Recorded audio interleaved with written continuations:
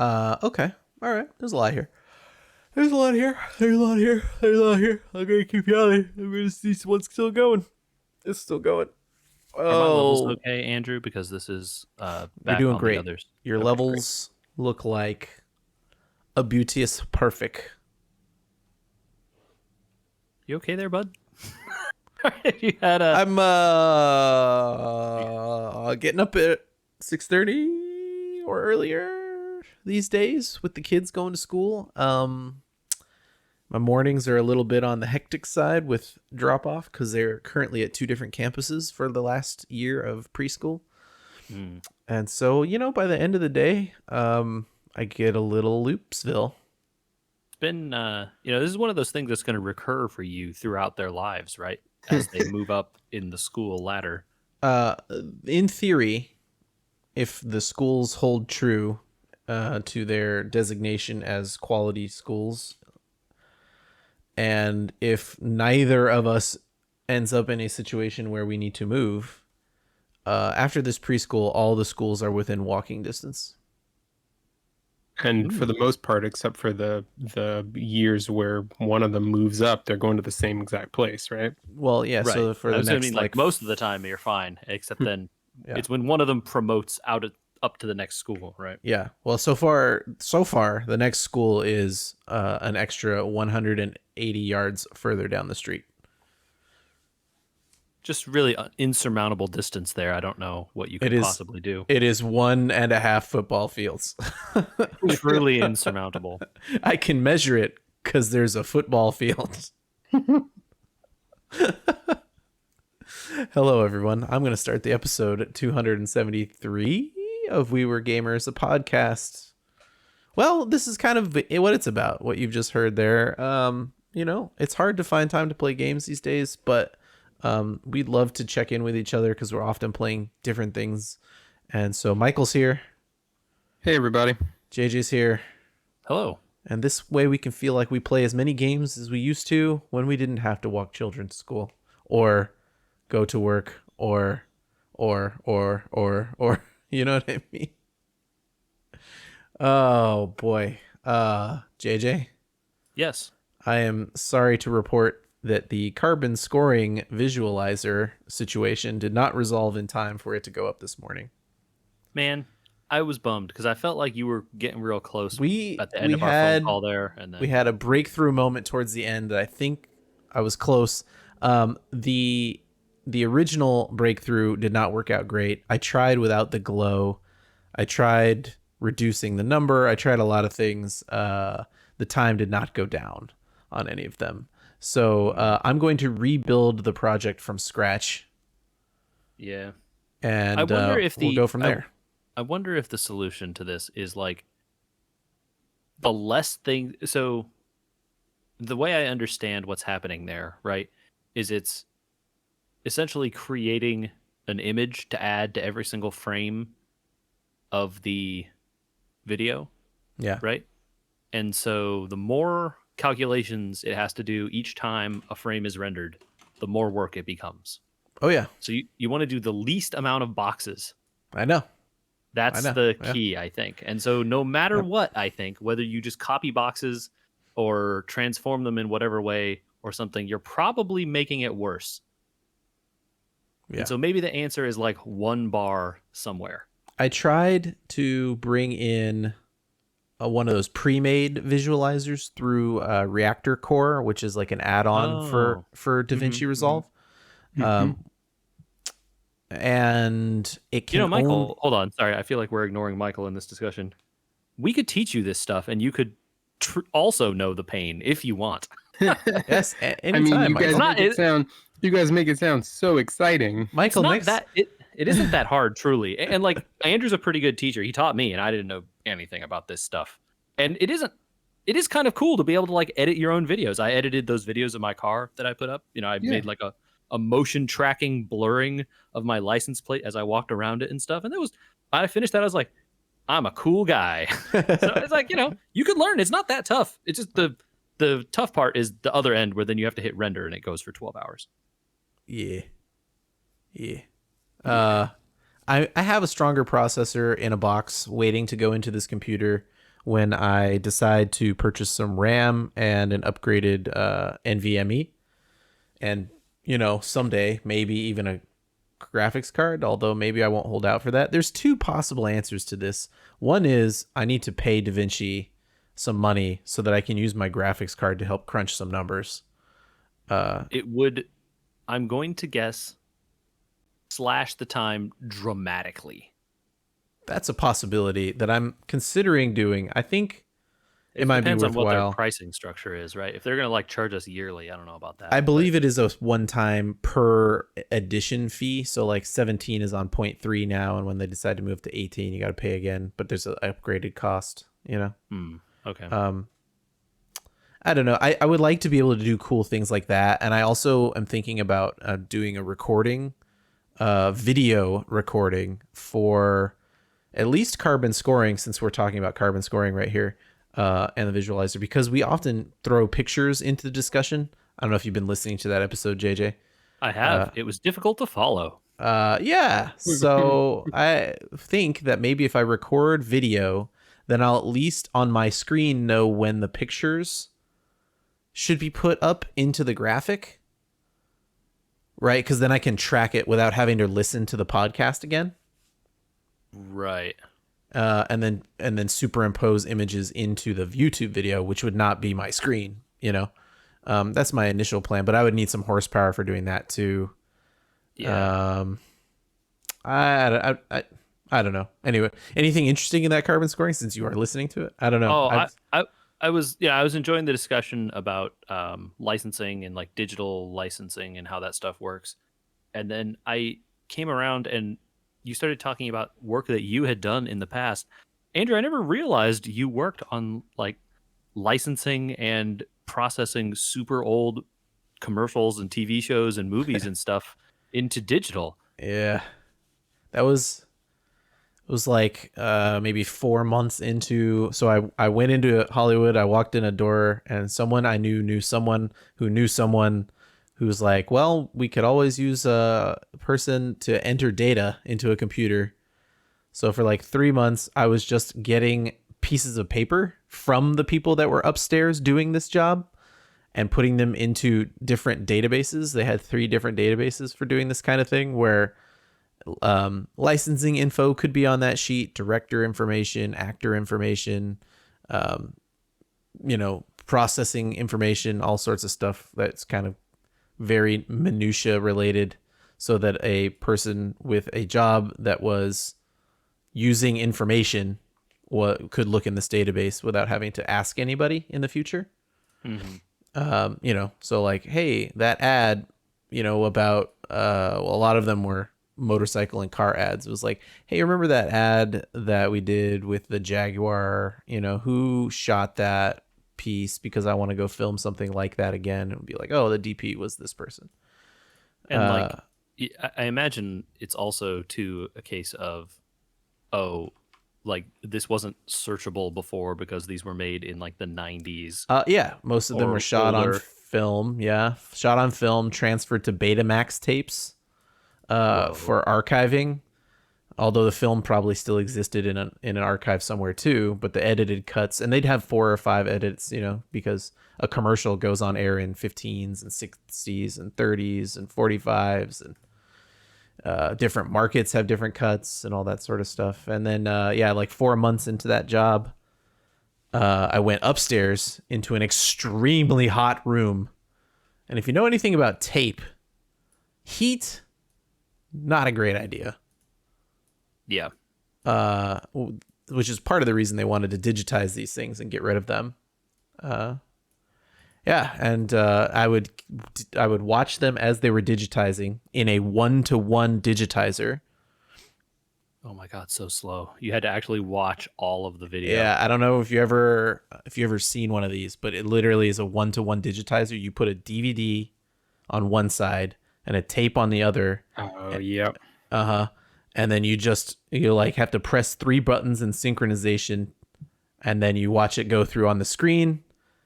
And they were willing to, thank goodness, when the tapes had all the cuts on them, let you just digitized, and if this tape was bad, they'd throw away the DVD because they didn't care. But if it wasn't multiples, then you had to watch it to see if the tape had degraded too far to be digitized. And while you were watching it, then you wrote down as much as you could on the tape information. If the tape information was missing, then you had to track down somebody in the building.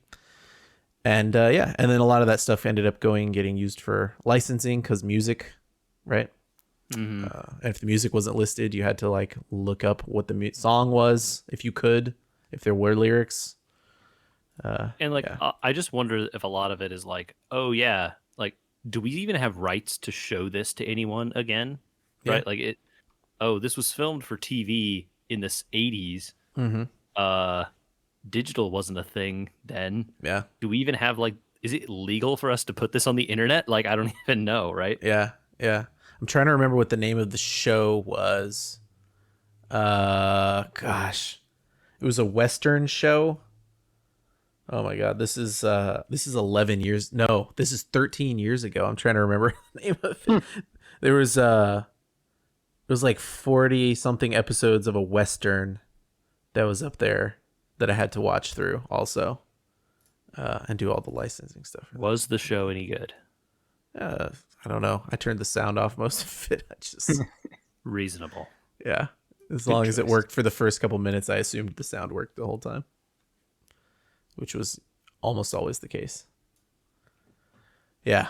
Yeah. I wouldn't say it was it wasn't a bad job. It was just it was hot and it was long. Yeah. It was work. Yeah. Yeah. Speaking of carbon scoring, we did a Star Trek subpod, JJ. We did. Subspace transmission, I guess you would say. Mm-hmm. Which actually we talked a lot at the beginning of this, which I cut out about the visualizer stuff because I figured that would be too much visualizer talk for most people. Michael, What you got? if you had a list of Star Trek 2009 and Star Trek 2009, would it go at the top or the bottom? That's the only thing on my list. Yep, yeah, that's where we're at. Smack dab in the middle. There you go. Fair. We talked about the Star Trek 2009 movie, and I joked that hey, since we had talked in the past about ranking Star Trek movies, now we had one on the list. Oh yeah, there we go. It is both the worst and the best. It is. It sometimes is the worst, isn't it? And sometimes it is quite enjoyable. There are great parts, and there are parts that are not as great. And people should listen to the pod and find out what we think. Yeah. Pretty good. All right. It's going to be a jam-packed day because I know for a fact I have 2 games to talk about. It sounded like JJ's got at least 2 games to talk about. Michael, you've got 3 games to talk about, and I somehow think they're all different. I think they might be. So I don't think JJ has played one of the ones that I have been playing yet. I have some a little quickie one at the beginning. Michael, you maybe have some quick ones to talk about? Yeah, I have 2 of mine are quick, so we can lightning round this. Yes, 2 to 3 minute lightning round games, and then if you say you're out of lightning round games, we'll move on to other stuff. Okay. Lead it off, bud. We can switch off. All right, so I was in a mood this weekend. A little bit of nostalgia for a game that we have talked about, 2 games that we've talked about, Monument Valley. Oh. Which was a delightful mobile puzzle game. Just brilliantly illustrated, well orchestrated, and a lot of fun to play. So I think those are games that prove to me, this doesn't count for your 2 minutes. No, okay. Those are games that prove to me that graphics don't matter. Yes. Because they're just polygonal shapes. And then you add in everything else that's going on. Yeah. If you have clever design, you don't need to dress it up. Much like What the Golf. Yeah. Oh my God. Okay, I gotta add an extra game to my lightning round game. Go ahead. So I came across a list that was 10 games that are reminiscent or inspired by Monument Valley. And the first one I found was called Evo Explores. which feels like it was designed to be a Monument Valley successor. A lot of the mechanics are the same, where you're rotating things through 3D space in interesting ways to change levels. It has that same MC Escher feel that Monument Valley had. It has a couple of interesting wrinkles on the Monument Valley concept Okay. that make it a little bit different. Like if there's a blank space in between two walkways, if you rotate that space so you can't see it, the physics of the game fills it in as if there was a walkway there. So you can rotate a gap behind a pillar and cross from one side of it to the other. Nice. So cool. I like that. That's awesome. That's the puzzle there, right? So basically. Yeah. Nice. But yeah, a lot of the mechanics are the same as Monument Valley. So if you enjoyed Monument Valley, highly recommend this one. What was the name of it again? Evo Explores. Okay. And it's on both Android and iPhone. All right. I'll step in with a short one and then back to you. Okay. I tried farming, you guys. What? Yeehaw. I tried some farming. I decided to, use Game Pass the way that I've suggested people should use Game Pass if they subscribe to it. And I said, everyone seems to be loving this Farm Simulator 19. And it may or may not have had to do with something called Clarkson's Farm.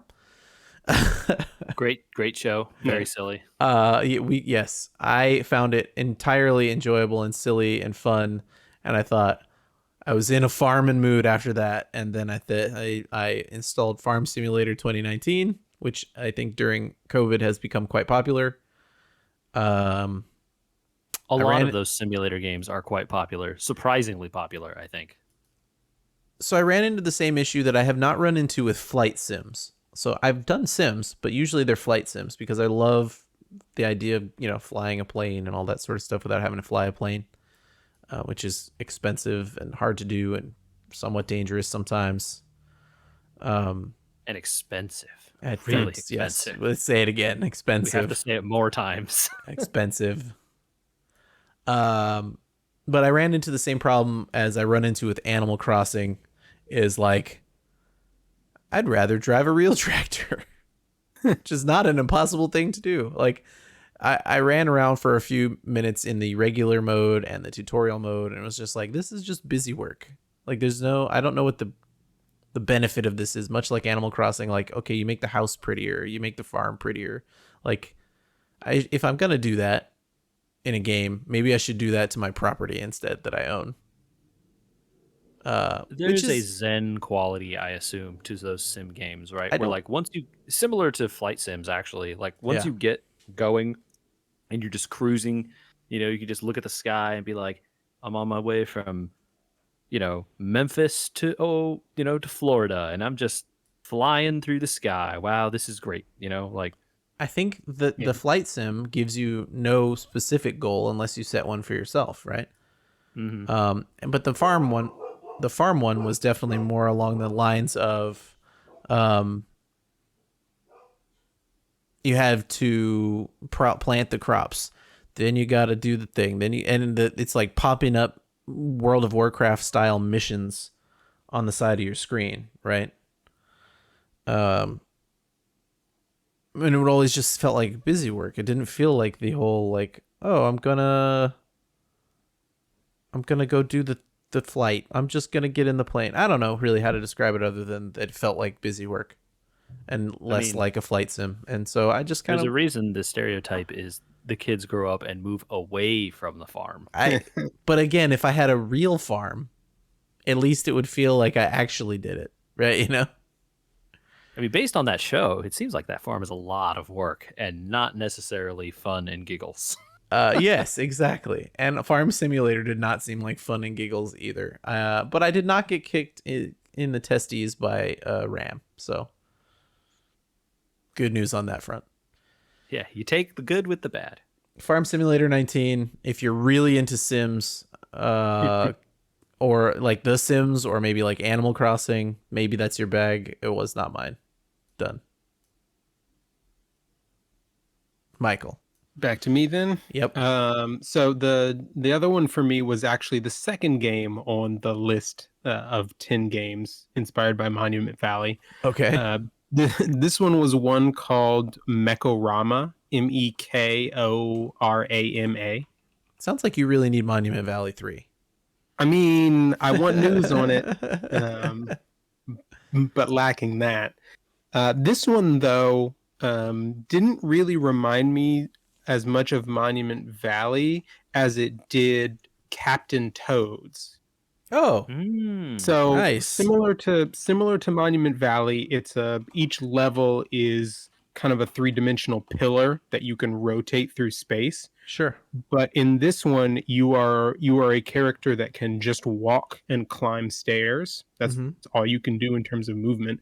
And you are trying to make your way up, down, around, through these 3D towers, and collect all of the. You're making your way to the end of the level. There is a single gold star on a red button that you have to get to.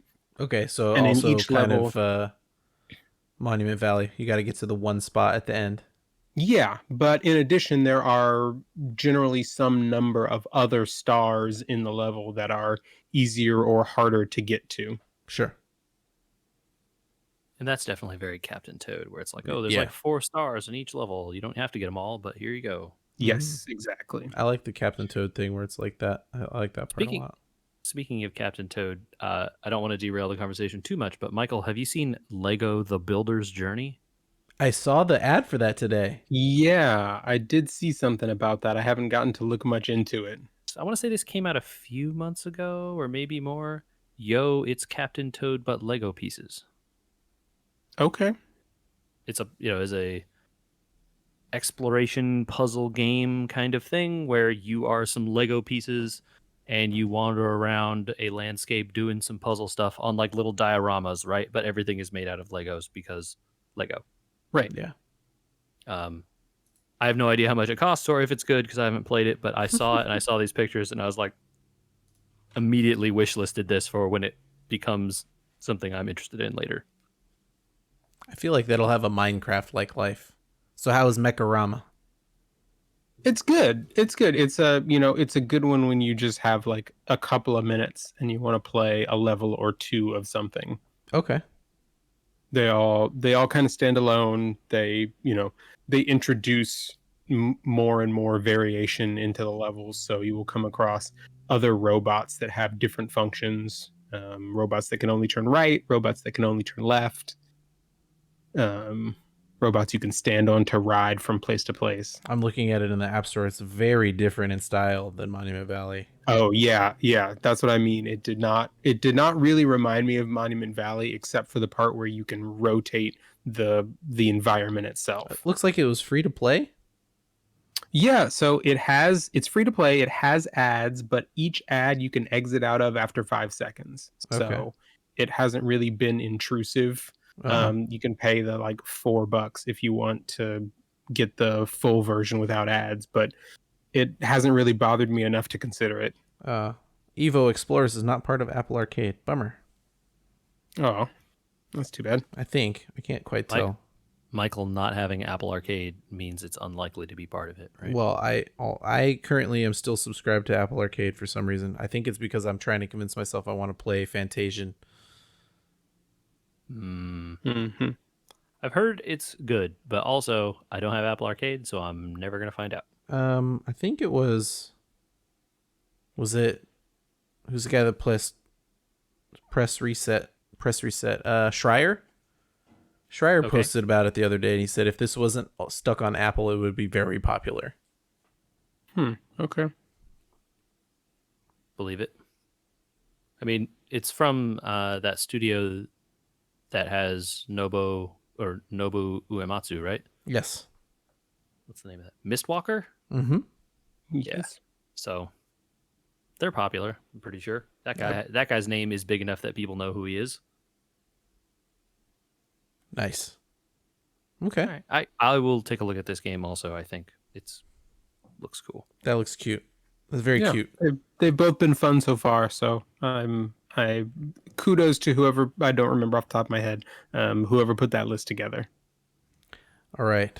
My other quick one here. I'm sending you a picture. The first picture, the one that has text on it. Just go ahead and look at that one. In our group chat, it's a picture from What the Golf. In our Facebook group chat. I'm sorry, not our Discord group chat. Because I figured it'd be easier there. Since the pictures, sure. Okay, pictures on my phone. This is the one you showed me. Yeah. Can you tell what game that's from there, JJ? There's a lot of yeah, I don't know. It's real tough with all this. all the portals and the golf is a lie. Yeah. So I was playing. Referencing. Yeah. Portal 2 or 1, I guess. It doesn't really matter. I was playing What the Golf, and I flung my golf ball through a little tube, and out the other side of the tube came a companion cube instead of a golf ball. And so I started to go around the map to different levels, and all of them were portal-based levels where you had to like do different things with the portals. What the Golf continues to not be about golf, and I'm loving every level of it. I really, if you have an extra PlayStation 4 or 5 controller, or any Bluetooth other controller, I guess, please hook it up to your device. It is much easier to play that game with a controller. The fine motor skills required on some of the levels are impossible for me. Like, there were some levels that they did as a 3D shooter, like a over-the-shoulder third-person shooter. I'm not joking you.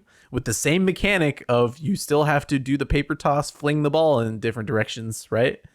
But that's you firing your shots. Well, so then you pick up, if you can run the ball into some people, you can pick up their guns, but then the next move you make shoots the gun, and if you're not accurate, down to a very pinpoint amount with your finger, or accidentally press in the wrong place, so your finger ends up in the way when you move it. Sometimes you can get frustrated by that. So, hook it up. Anyway, What the Golf, great game. Having a lot of fun.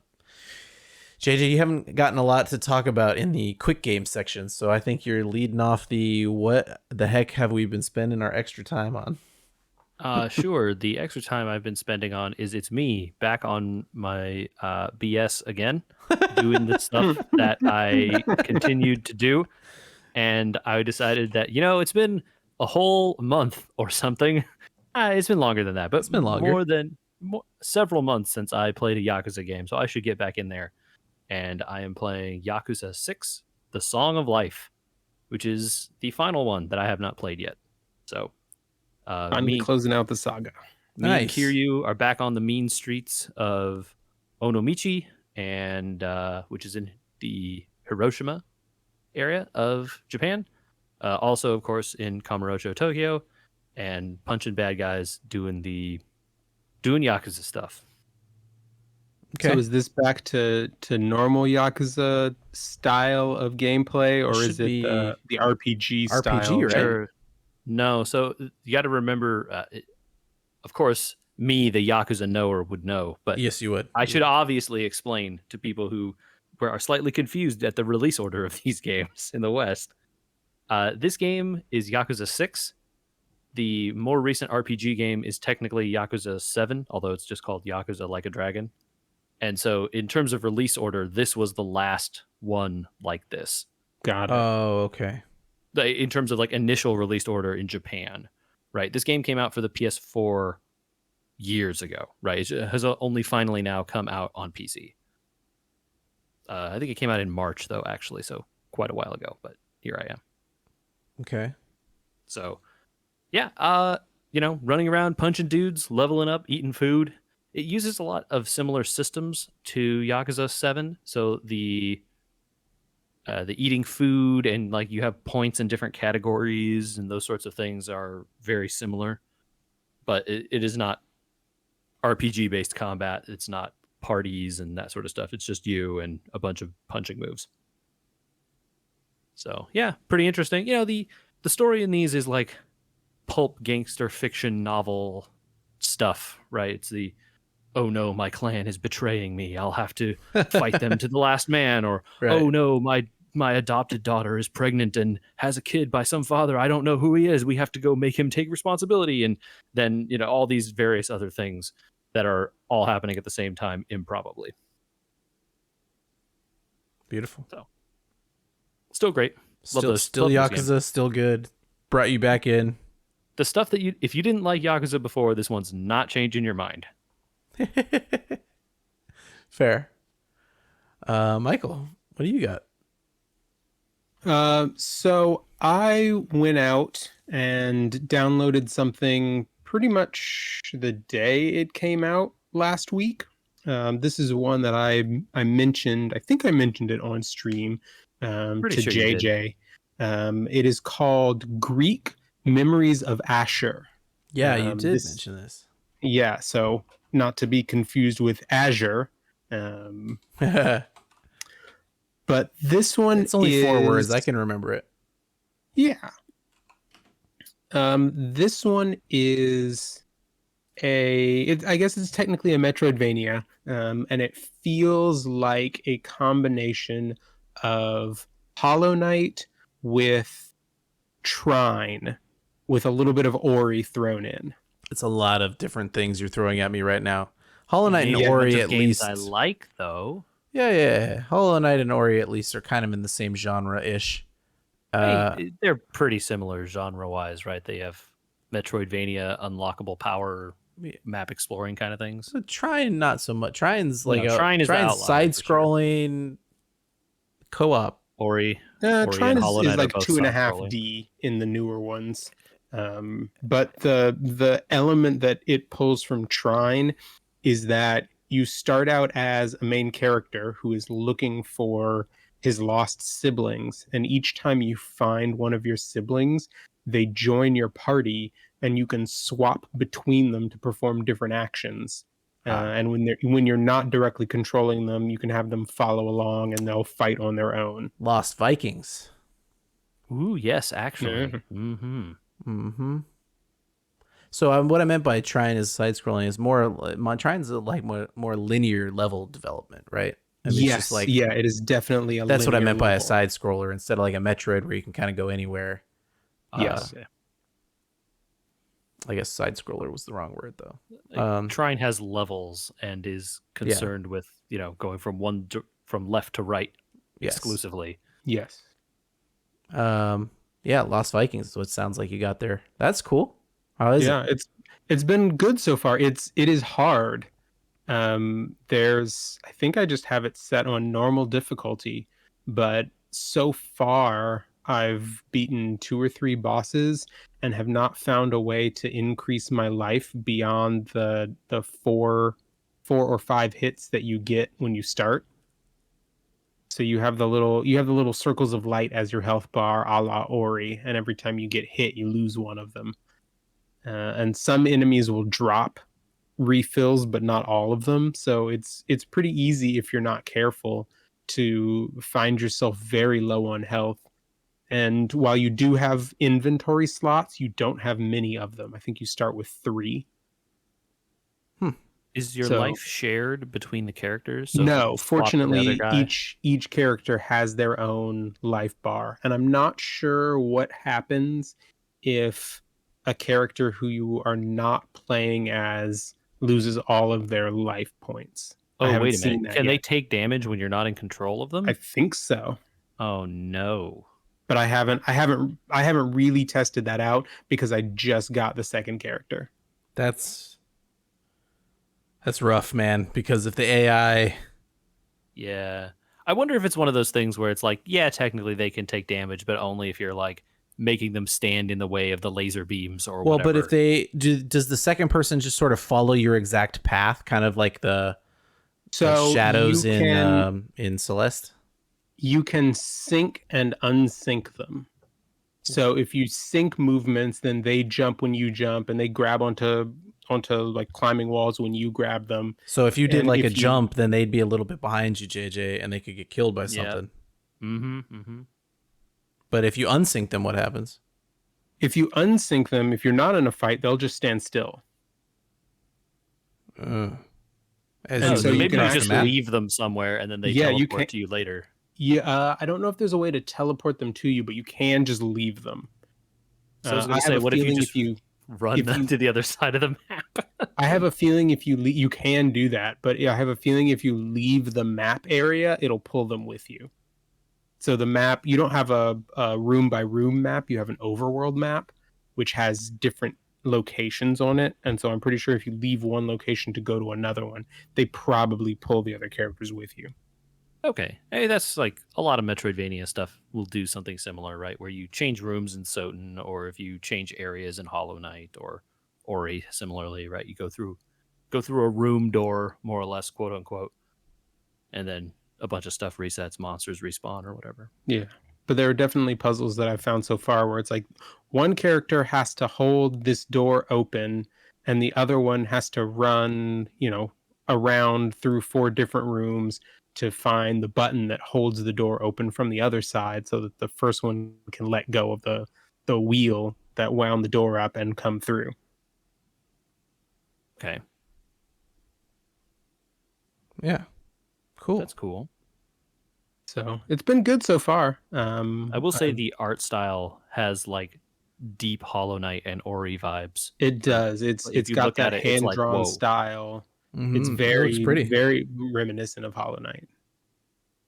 It looks pretty. Right on. So I think it's still on discount right now because it Oh, it just had got like a- released. Okay, well, as suggested by this podcast, always buy on discount. I'm sorry to say that in front of all the known developers that listen to this, thousands of them, but if they're gonna give it to you, you might as well take it. Yeah. Right. I took a different tack than both of you. In honor of Monster Train becoming available on the Switch, I did not play it on the Switch, Okay. but I did play it. It is included in my still active Game Pass subscription. It's been on there since I listened to the people that were on the Bombcast who are no longer on there talk about it, and I just had not clicked the install button yet, but it had it in my playlist. What a weird version. Michael, it's a roguelike deck builder. Gee, sound familiar? Okay. So I swear to God, I've little bit of talked about Hearthstone this game. going on. Monster little bit Train? of- I talked about this game on this podcast before, I right? really doubt it. I've played so much of this game. How could that not have happened? I don't know. Okay. Well, I want to hear your experiences because Monster Train is rad. It's not Slay the Spire. No, but it's very similar. I mean, if people played Slay the Spire, they understand what a deck building roguelike is.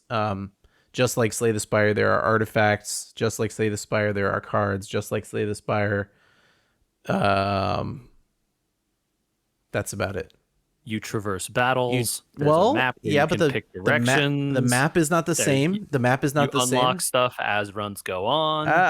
It's you kind of very it different, is- though. It's not. It is so similar, Andrew. No, it's very You're different. I just played both super of them wrong. back to back today. Andrew, I've played like 50 hours of Monster Train and like 200 hours of Slay the Spire. I know, I get it. But like in Slay the Spire, you can choose what direction you go. In Monster Train, you choose You have a lot less control. In you Monster don't Train, for choose sure. a path in Monster Train. Yes, You're in what? No. Hold on. You're thinking about it in a way that is not accurate. You don't choose your path in so much as like you look the entire map and you're like, well, I don't want to fight those boss monsters. I want to go to this direction.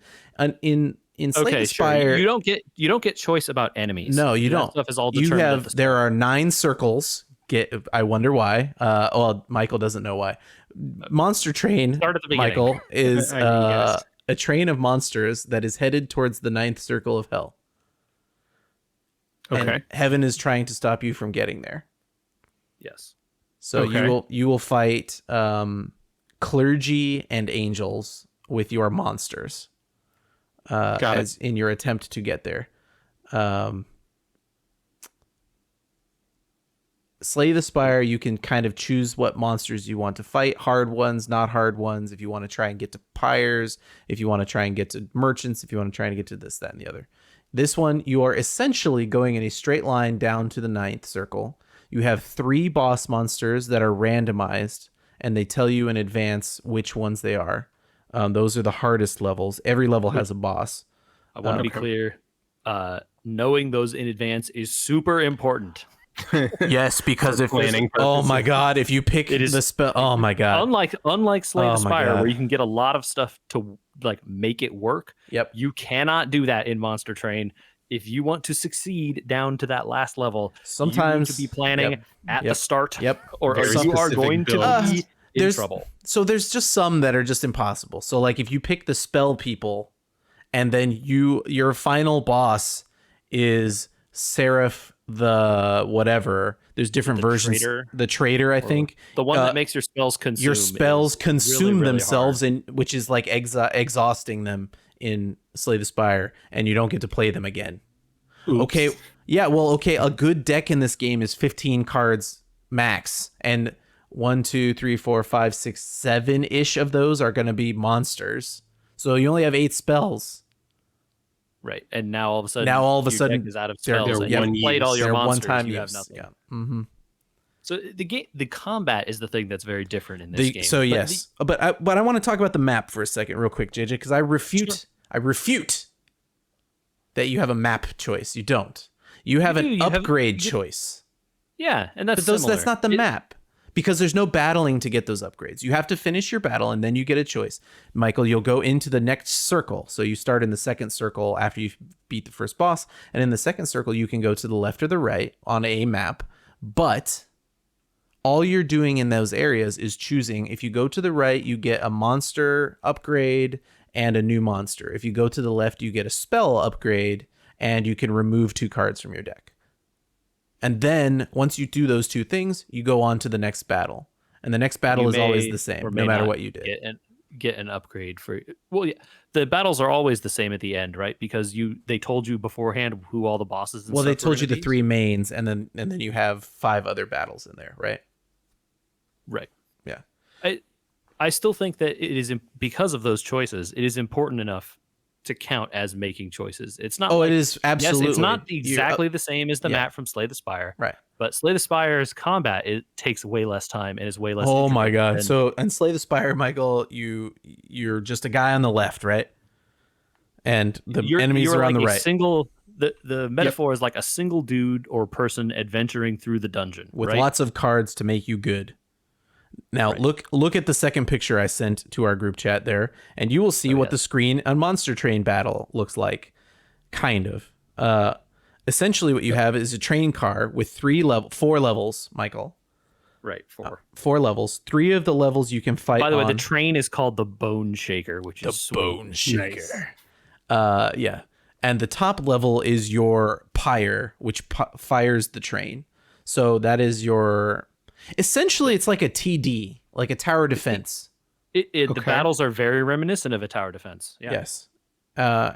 And if they get to the pyre can fight them, but if it loses all its health, you're done. So you can place monsters up to, I think, 9 or 10 spots per. Each monster takes up a certain amount of spots, and you can. So like a really strong one will take up 3, and a really weak one will take up 1. Okay. I want to say 7 is the unit limit. No, I've had 9 at least. You can get upgrades to that limit. Yeah. 5 is the stock limit. 5, and then you can get up to like 9 or 10. I can't decide. I have had the game tell me that the enemies, because I kept rooting them, they were like, no more enemies can be held on this level. Stop it. Yeah, it's like, look, we're just going to bypass you. You're trying to do something here. Yeah. And so you use your monsters who have various abilities, like crazy different abilities, depending on what factions they're from. There are 5 factions in the game, I believe, and they all are very different. 5? Yeah. 6? There's Something like that. There's 5 or 6 factions in the game. Each faction has 2 different heroes that go in your deck. Each faction has like 4 or 5 different keywords that are specific to that faction. And Michael, each time you play a game, you pick a main faction, which your hero and some cards will be from. Right. And you pick a sub faction. Oh, interesting. which cannot be the same as your main faction, and you start the game with spells from that sub faction. Right. Huh. So it's not that you won't get the hero from the sub faction, but maybe you'll get units from it, Yeah. or maybe you'll get spells from it. To start out, you'll just get spells, but you can pick up units from it later, and so then you can build these crazy combinations. And I don't know, Andrew, have you even unlocked all the factions yet? Some of the last ones are really crazy. The last faction I have to unlock is the Melting Remnant, I think. Molten Remnant. Okay, yeah. Dude, those guys are wild. Yeah, and I have like 400 more monster kills I have to make before I get there. All right, so that'll be like 2 games. Yeah. Yeah. So Monster Train, unlike Slay the Spire is a refined experience of one character trying to make a perfect deck to get through a huge map to the end boss and beyond, right? And like maybe beyond that to another boss. And there is like meta layers. There's meta layers of that. But Slay the Spire is like refinement. Where I would say, or like Monster Train's more like Orcs Must Die, which is just like it's insane TD craziness, which is not hard if you don't want it to be. So like I won my second run of this game. Like the first game was like, I don't know how this works. And by the second game I had won my run. The game is really good about giving you like the first clan you unlock. What did the Hellhorn? Right, they're the deep fighty demon dudes. Yeah, basically. berserk demons. Yeah, Sure. Okay. They are very straightforward. They get big when people hit them, and they have attack values that start up huge and then decrease a little bit over time, and that's kind of it. Their spells spells are like add rage, add armor, like it's very very straightforward. They do a great job of make the hitting do good, right? Yeah. That's their thing. Can I make hit more? Yes, you can. This monster has slots that are upgradable, and you can make it hit more, literally 2 times, 3 times. Yes. Punch go burr. Burr. There's literally a hero that does that. And then the second faction is the Awakened. Is that the name? Yeah, the healing faction. And they have a bunch of healing spells. Healing and defense. Like, it's like I have spikes and armor and defense and healing. You're like, Michael, it takes no person to see this, right? It is very obvious, this combination here. Dudes hit good, dudes have defense and healing. Put together, victorious combination, right? Yeah. They do a good job of onboarding you like that. And then you unlock the third faction, and they're like Stygian. Spells, though, you guys. Yeah. What you thought those spells early in the game were good, where you were doing like plinky damage with the guy to pick off the people in the back. Now what if I told you for 3, this spell hits for 25? Oh, but your guy has 5 health. Good luck. Right. And then you unlock another faction. It's like, actually, what's really important is murdering all your own dudes to power your other guys up. Yes. And you're like, oh, whoa. Create an engine of monsters that eat each other to become stronger. And you're like, okay. But you better put them in the right space. This is where spacing of your monsters actually starts to matter. Like, yeah, you get the strong one needs to go in the front so your guys don't die. But like now it kind of matters because the person that eats these things is in certain places. And if you have the people in the wrong places, everyone will be dead.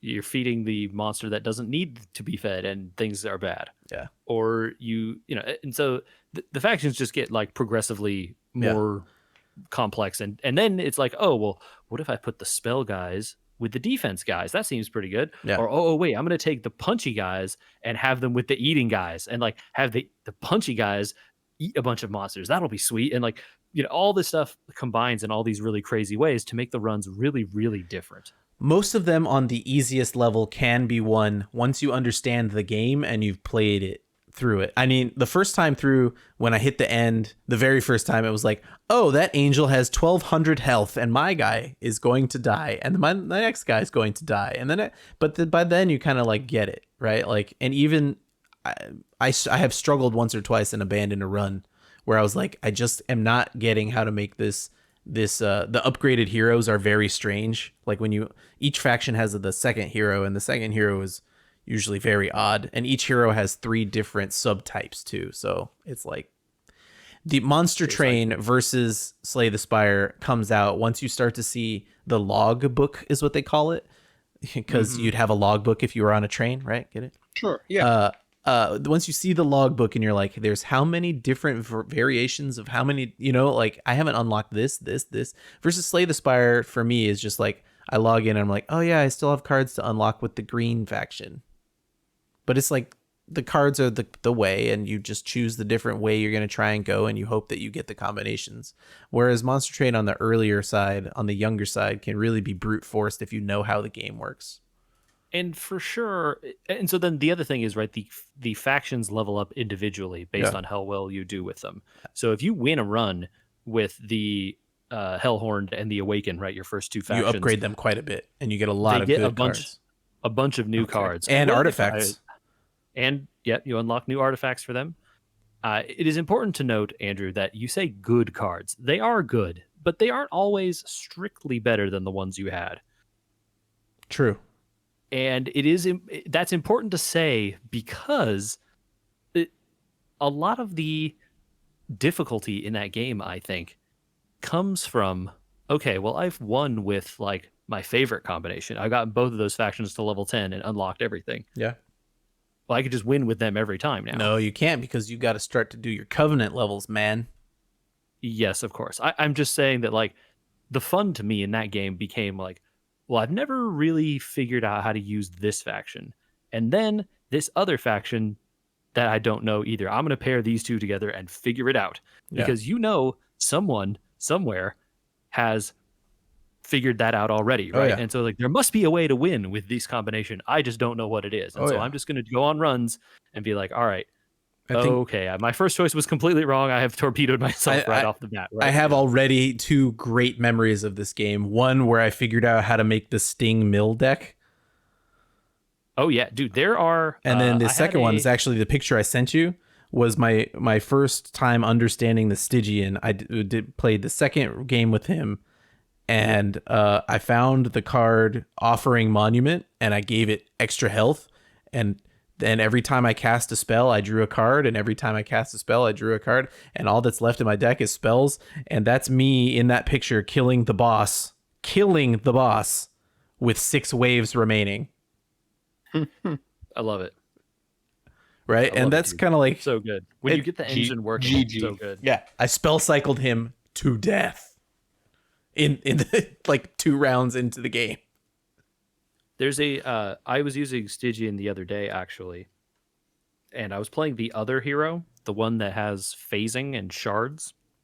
Oh yeah. you- That shard messed one with is that hard, guy? man.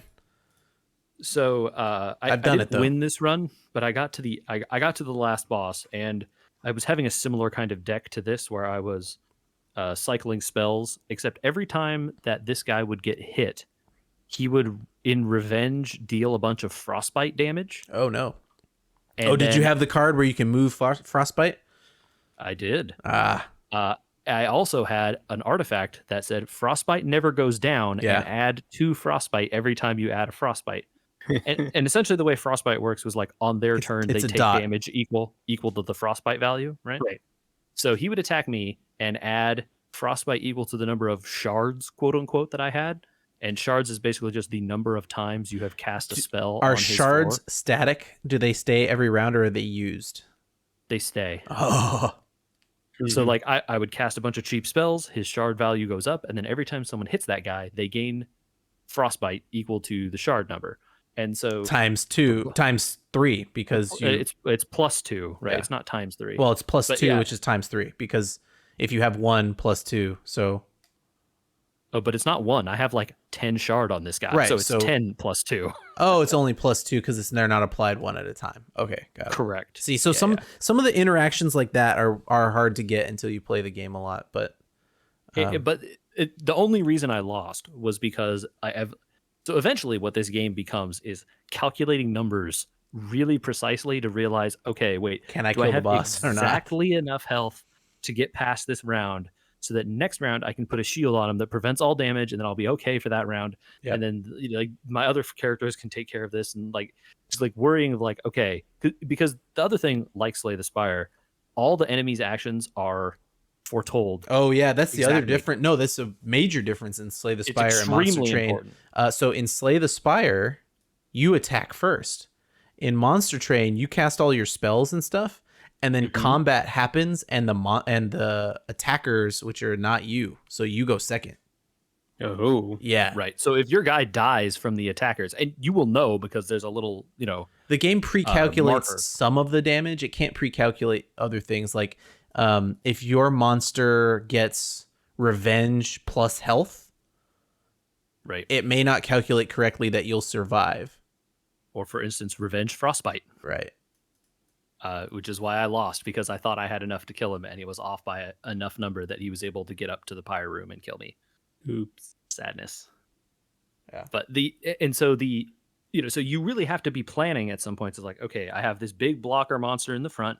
I have these two little guys that deal tons of damage, and there's 4 monsters on the other side. I know if everything goes the way it is currently, right at the beginning of the turn, I have my hand of spells. These front 2 monsters will die, and the last one will hit me for this amount. These monsters will hit me for whatever amounts. The front 2 will die, and the next one will move up to the top, the next level up, right?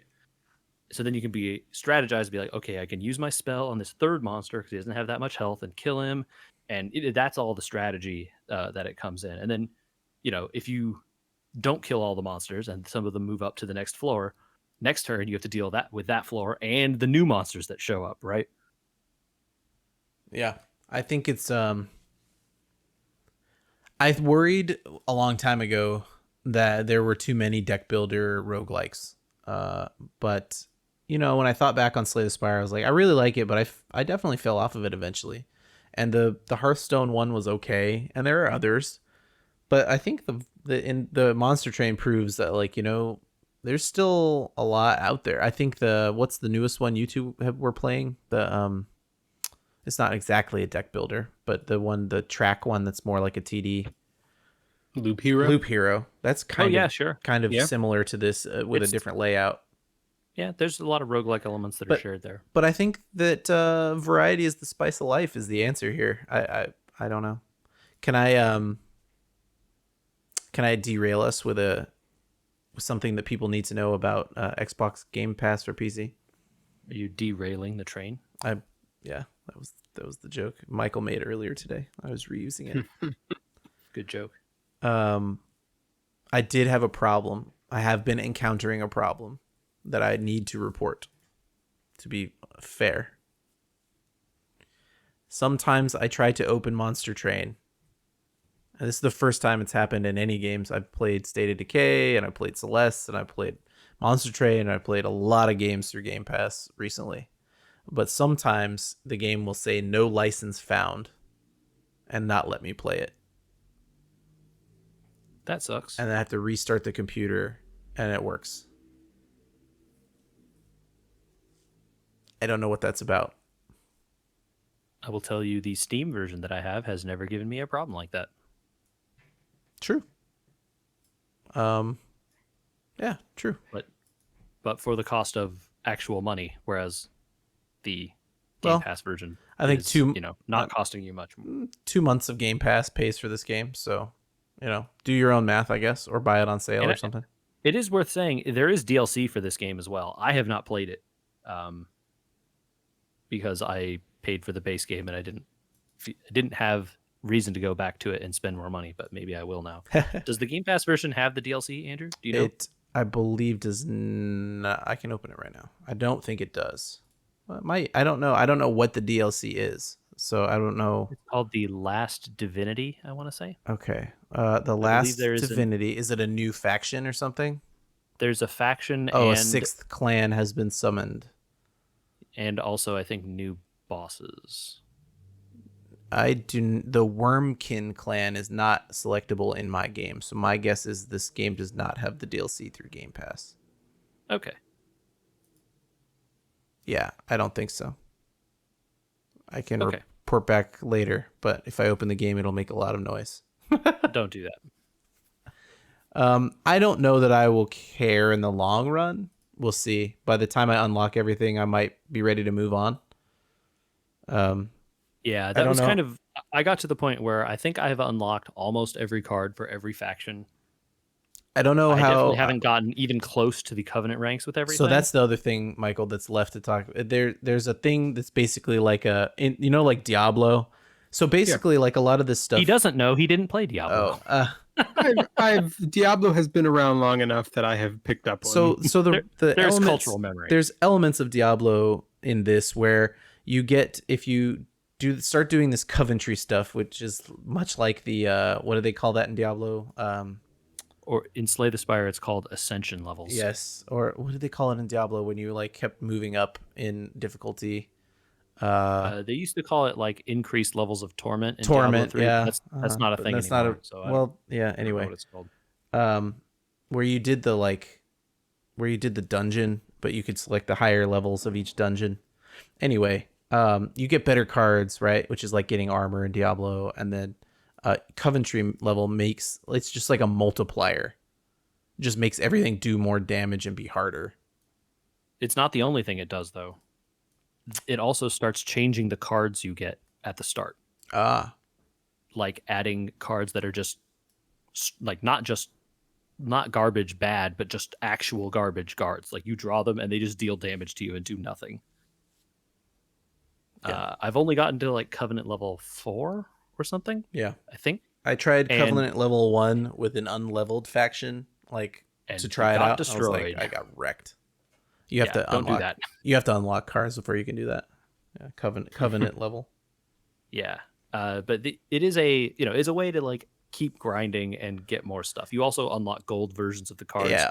which do nothing except look cool. Yep. And yeah, more points, more score. There are leaderboards to this game, and you can design challenge runs and There's daily challenges. that kind of stuff. Oh. I was very taken with it. It's nice that it's not very competitive and all that sort of stuff if you don't want it to be, or that you could make it competitive if you wanted. And it is cool that you can say like, I did this run, share it with people, and they can try your exact run and see if they make different choices. Yeah, if you they get could do seed. You better. can get seed codes. Well, that's cool. Get seeds. Yeah. But I mean, Slay the Spire does that too. So Yeah. they A all, lot of these roguelike games do that because why not, right? yeah.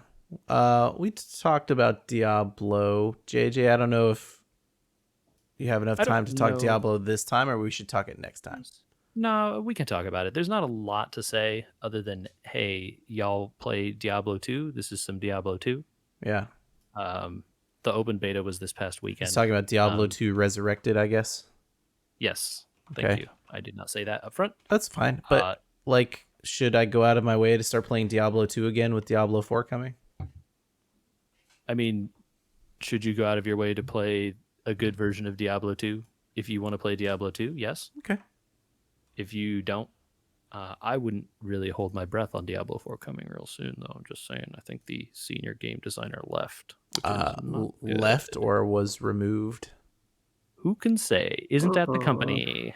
Yeah. I think was removed Yikes. might be a more accurate description of what happened there.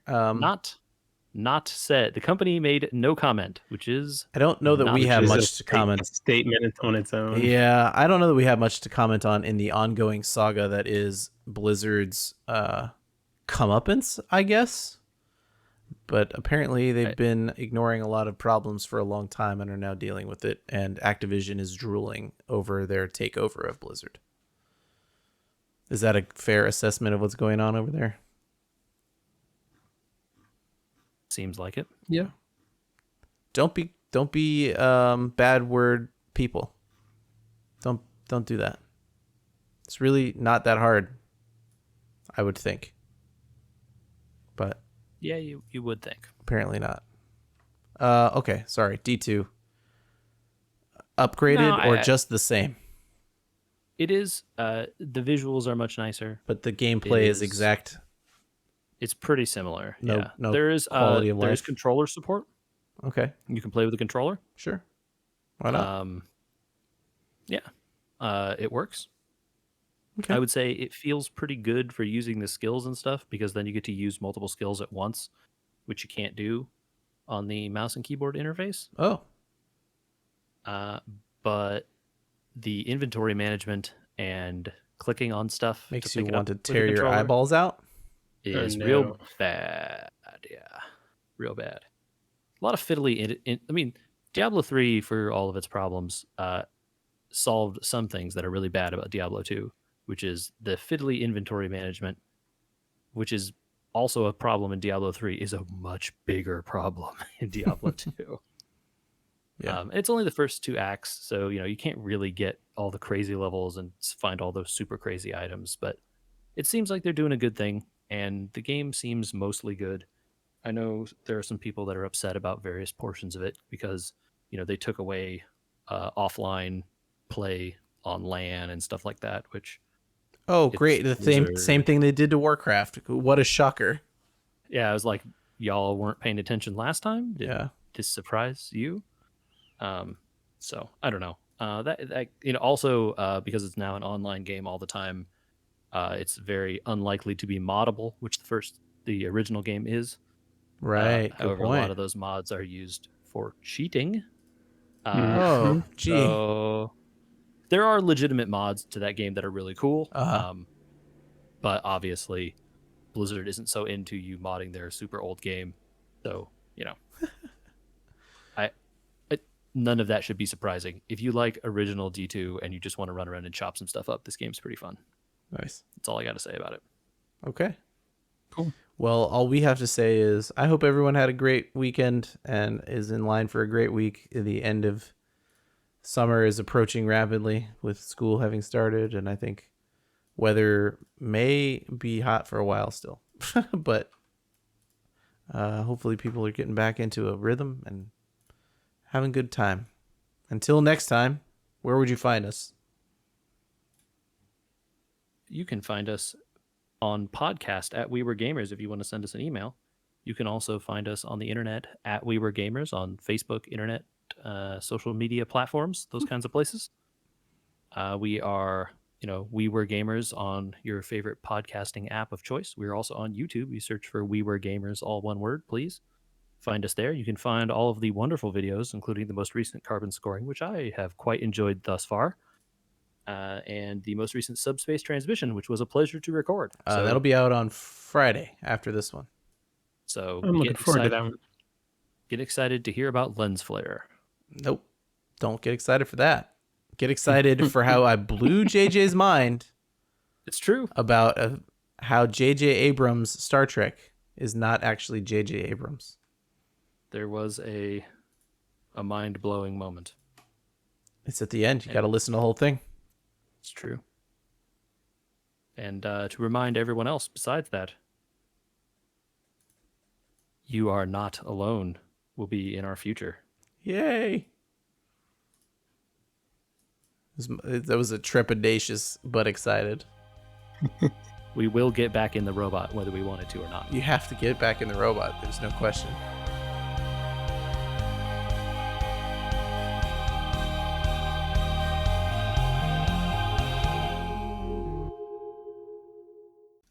If you find some cool runs, send them to me. I'm down to try out the runs you did. I mean,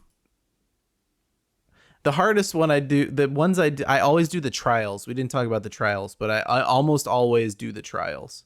And sometimes that has really botched my run. Sometimes not doing the trial is important to having a successful run. Yeah, that 400 gold trial is so worth it usually, but sometimes it's spell block and I'm like, no. I can usually deal with it when it's damage, but anyway. The runs are just not that different overall. I don't know. To me, I just haven't gotten that far into it, I guess. Do you Yeah. When I send a run, do you get the same faction and cards or what?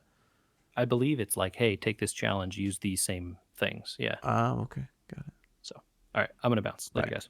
All right. Later.